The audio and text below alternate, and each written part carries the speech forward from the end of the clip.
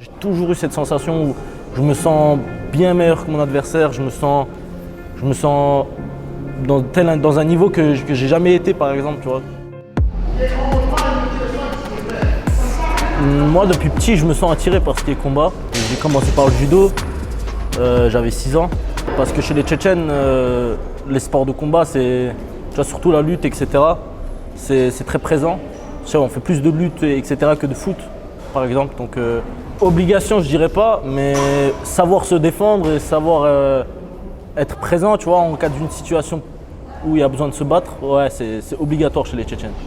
C'était vers 15-16 ans, mais il faut savoir que vers 12 ou 11-12 ans, j'avais déjà une petite idée que je voulais faire du MMA, tu vois, donc au final, j'ai fait ma transition vers 15-16 ans après avoir eu ma ceinture noire.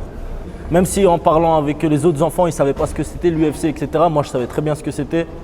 Et voir des mecs, tu vois, se taper dans la cage à 100%, avec les techniques qu'on veut, ça me faisait envie. Non, moi ça me fait pas peur, parce que, comme je t'ai dit, déjà je suis dedans depuis tout petit, c'est en moi.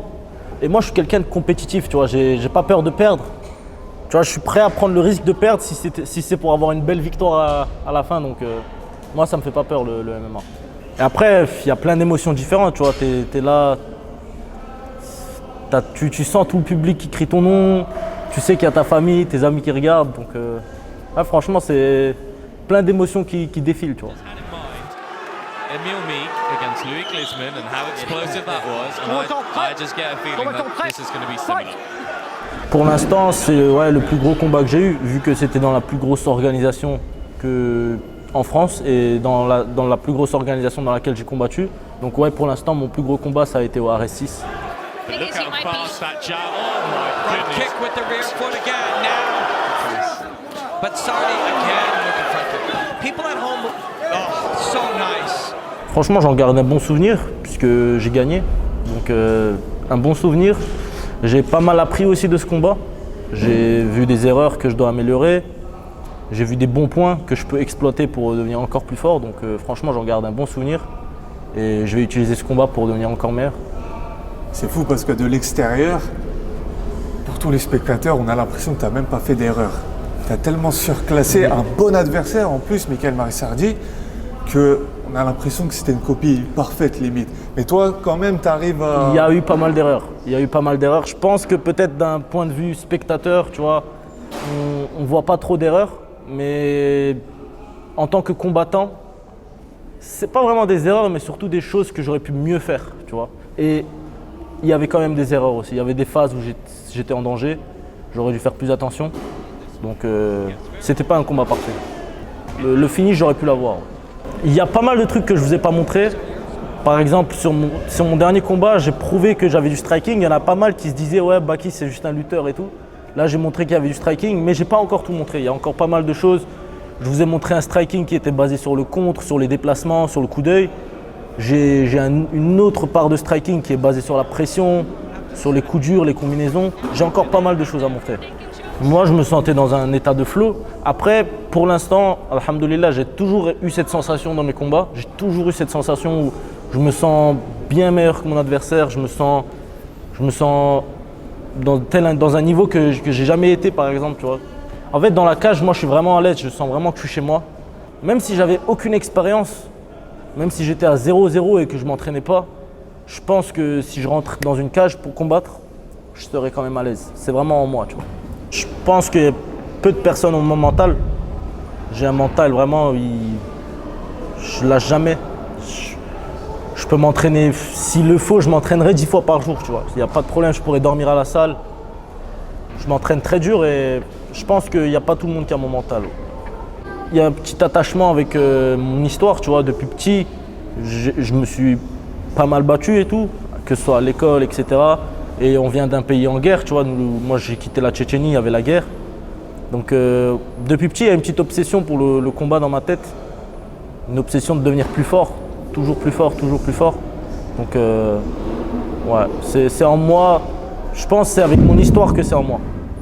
Ça veut dire, toi, tu as quand même vécu la guerre? Ouais, mais j'étais tout petit, tu vois. Je venais de naître. J'ai quitté la Tchétchénie, j'avais 7 mois. Donc, j'en ai pas le moindre souvenir. mais on m'a raconté pas mal de trucs et on a justement quitté la Tchétchénie parce qu'il y avait la guerre.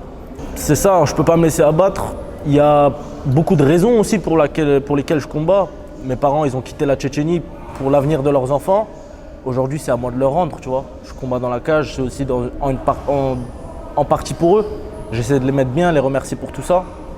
On voit que ton père, en plus, il est assidu aux entraînements. Il vient à chaque fois, il te suit partout. C'est une relation... Comment tu l'as décrit? Bah, en vrai, je suis pas le seul. Chez nous, tu vois, chez les Tchétchènes, dans le Caucase, même, c'est le père et le fils, il y a une certaine relation dans les sports, surtout dans les sports de combat. On le voit par exemple avec Khabib, je pense encore à d'autres combattants, mais ouais, franchement, on a une bonne relation avec mon père. Et surtout, ce qui est bien, c'est que c'est vraiment lui, tu vois, qui va pas te mentir. C'est pas lui qui va te dire ouais, c'est bien alors que c'était pas bien. Tu vois, parfois, je discute avec lui. Quand je parle de mon dernier combat, vous me dites qu'il est parfait. Ben, moi, j'ai limite l'impression que j'ai perdu quand je discute avec lui, tu vois. Il est dur. Il est dur, mais franchement, c'est ce qui me fait progresser, tu vois. Il te félicite quand même parfois. Pas trop, pas trop. Comme je te dis, vu que je le fais en partie pour eux, mon but c'est aussi de les satisfaire, tu vois, mes parents. Ma mère, bien sûr, elle me dit toujours qu'elle est contente quand j'ai gagné, etc. Mais mon père, j'ai encore beaucoup de chemin pour qu'il soit content, donc ça pousse aux entraînements, tu vois. Quand est-ce que tu penses qu'il sera content? Il pourra te dire là, t'as fait le taf. Je pense quand j'aurai atteint l'objectif final, ça veut dire la ceinture de l'UFC, quand j'aurai battu celui que tout le monde dit est le meilleur au monde, une fois que j'aurai battu celui-là, je pense que peut-être il sera content. Ouais. Peut-être. Peut-être.